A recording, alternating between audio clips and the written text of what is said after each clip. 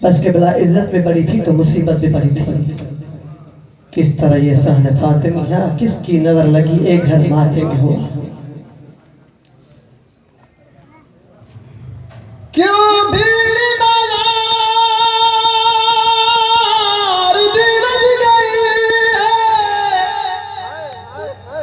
क्यों भीड़ बाजार दी वध गई है।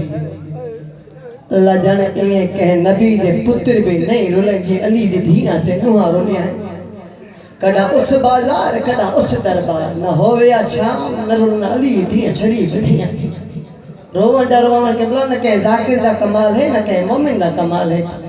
ए त ऊ सैन खैराते जड़ी सके भी दिलाए तू इज चुप करके टुर गई है जी में कुछ लगदा ही ना।